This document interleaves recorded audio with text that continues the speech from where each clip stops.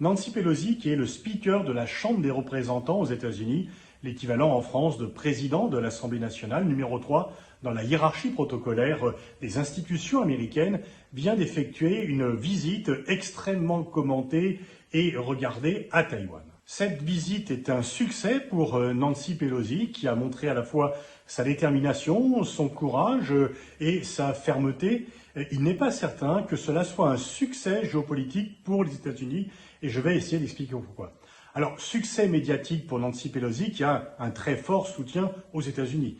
L'opposition à Pékin, le fait de ne pas céder à la Chine, de résister aux pressions du régime communiste, est l'un des rares sujets sur lesquels il y a un consensus bipartisan. Nancy Pelosi est démocrate, mais elle est sur ce point soutenue et applaudie par les républicains. Et je dirais que c'est aussi un des rares sujets sur lesquels l'opinion publique est en phase avec ses représentants, parce que la Chine apparaît comme une menace pour la sécurité et l'économie américaine. Et puis on peut dire que dans le monde entier, tous ceux qui estiment qu'il faut montrer un peu de courage par rapport à Pékin, ne pas céder au rapport de force, ne pas céder au chantage de Pékin sur Taïwan et autres, eh bien, vont apprécier le geste de Mme Pelosi.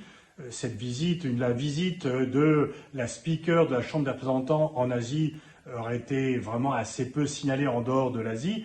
Elle est devenue un événement mondial. Donc, Mme Pelosi en sort renforcée. Cette visite a également été extrêmement appréciée à Taïwan. C'est la marque d'une reconnaissance des besoins de sécurité de Taïwan par les États-Unis.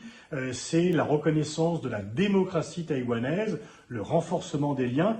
Jamais Taïwan n'avait eu un niveau de visite de la part d'une personnalité américaine aussi importante depuis 1997, où Newt Gingrich, qui occupait le même poste que Mme Pelosi, était venu à Taïwan. Donc c'est un succès également pour Taïwan, et Taïwan sera reconnaissant à Mme Pelosi.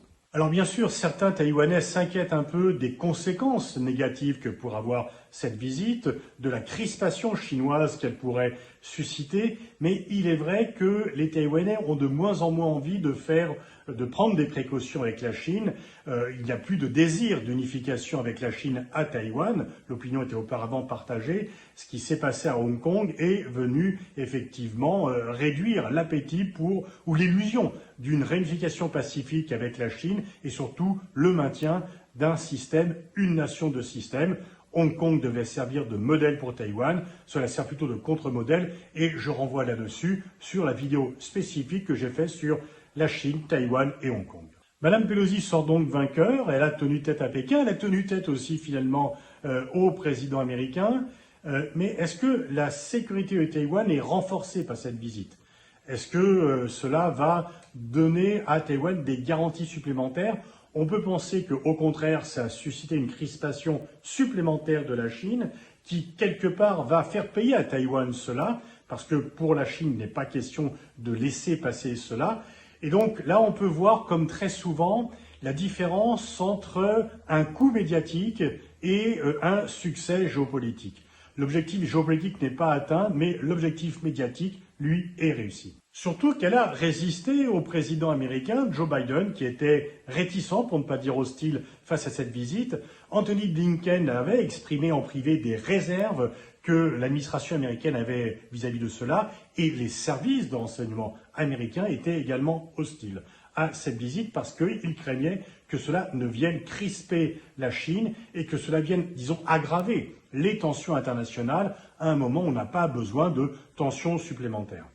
Mme Pelosi n'a pas tenu compte de toutes ces préventions, elle a fait son déplacement, donc finalement c'est elle qui a gagné la partie et Joe Biden ensuite est obligé de l'approuver parce que sinon ça aurait été donner le sentiment que le président américain avait peur de la Chine et venait entraver la liberté du Congrès d'aller et venir. Mais la chose la plus importante pour les intérêts géopolitiques américains, c'est sur quoi cela va déboucher par rapport au problème numéro 1 qui est l'Ukraine. Quelle est la priorité géopolitique des États-Unis aujourd'hui? C'est l'Ukraine, le fait de contrer la Russie.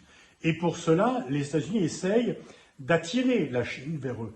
Il n'y a pas une alliance aussi forte que cela entre la Chine et la Russie. La Chine ne livre pas d'armes à la Russie dans la guerre contre l'Ukraine. Et l'une des priorités américaines est d'attirer la Chine, ou plutôt de faire que la Chine et la Russie ne soient pas aussi unies que possible. Et là, effectivement, ce défi américain à la Chine va accélérer, amplifier le rapprochement des diplomaties chinoises et russes. Moscou ne s'y est d'ailleurs pas trompé, qui a dit que la Chine avait été dans son droit de maintenir ses intérêts de sécurité.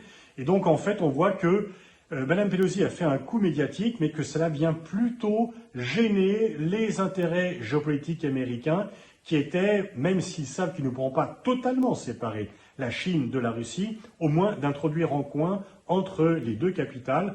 Là, on est venu ajouter un peu plus de solidarité entre la Chine et la Russie. En termes géopolitiques, il faut se méfier de ces coups d'éclat médiatiques qui sont souvent contre-productifs. Ça peut flatter l'opinion, ça peut flatter certains élus, certains responsables politiques et certains journalistes, mais en même temps, cela ne permet pas d'atteindre son but.